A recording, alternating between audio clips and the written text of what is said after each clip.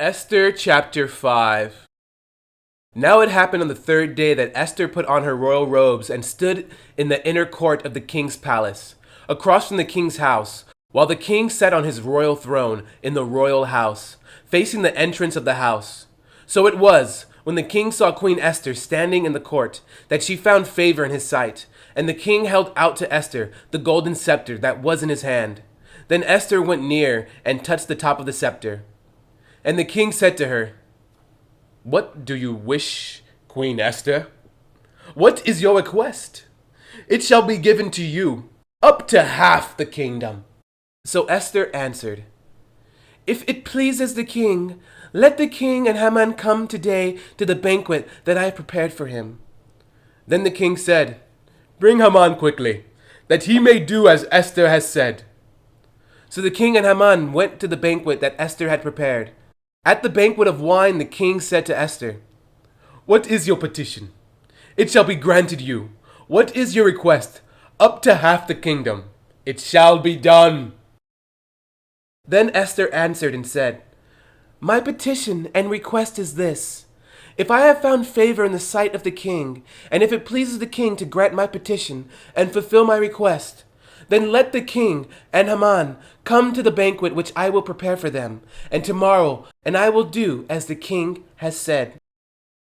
So Haman went out that day joyful and with a glad heart. But when Haman saw Mordecai in the king's gate, and that he did not stand or tremble before him, he was filled with indignation against Mordecai. Nevertheless, Haman restrained himself and went home, and he sent and called for his friends and his wife Zeresh. Then Haman told them of his great riches, the multitude of his children, everything in which the king had promoted him, and how he had advanced him above the officials and servants of the king. Moreover, Haman said, "Besides, Queen Esther invited no one but me to come in with the king to the banquet that she prepared, and tomorrow I am again invited by her along with the king. Yet all this avails me nothing, so as long as I see Mordecai, the Jew, sitting at the king's gate." Then his wife Zeresh and all his friends said to him, "Let a gallows be made 50 cubits high, and in the morning suggest to the king that Mordecai be hanged on it. Then go merrily with the king to the banquet." And the thing pleased Haman, so he had the gallows made. Esther chapter 6.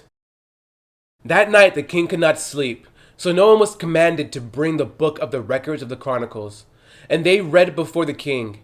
And it was found written that Mordecai had told of Bigthana and Teresh, two of the king's eunuchs, the doorkeepers, who had sought to lay hands on King Ahasuerus. Then the king said, "What honor or dignity has been bestowed on Mordecai for this?" And the king's servants who attended him said, "Nothing has been done for him." So the king said, "Who is in the court?" Now Haman had just entered the outer court of the king's palace to suggest that the king hang Mordecai on the gallows that he had prepared for him. The king's servant said to him, "Haman is there, standing in the court." And the king said, "Let him come in." So Haman came in, and the king asked him, "What shall be done for this man whom the king delights to honor?"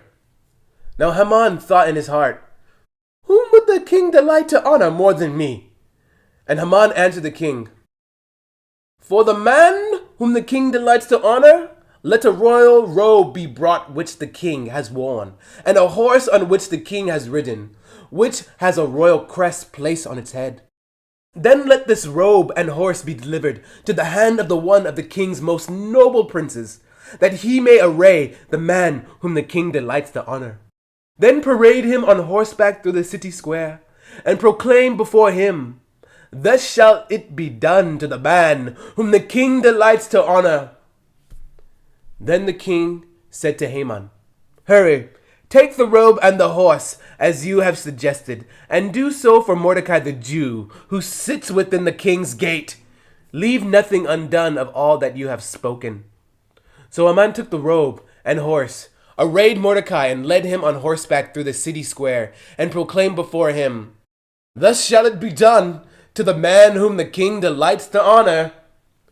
Afterward, Mordecai went back to the king's gate, but Haman hurried to his house, mourning and with his head covered. When Haman told his wife Zeresh and all his friends everything that had happened to him, his wise men and his wife Zeresh said to him, "If Mordecai, before whom you have begun to fall, is of Jewish descent, you will not prevail against him, but will surely fall before him." While they were still talking with him, the king's eunuchs came and hastened to bring Haman to the banquet which Esther had prepared.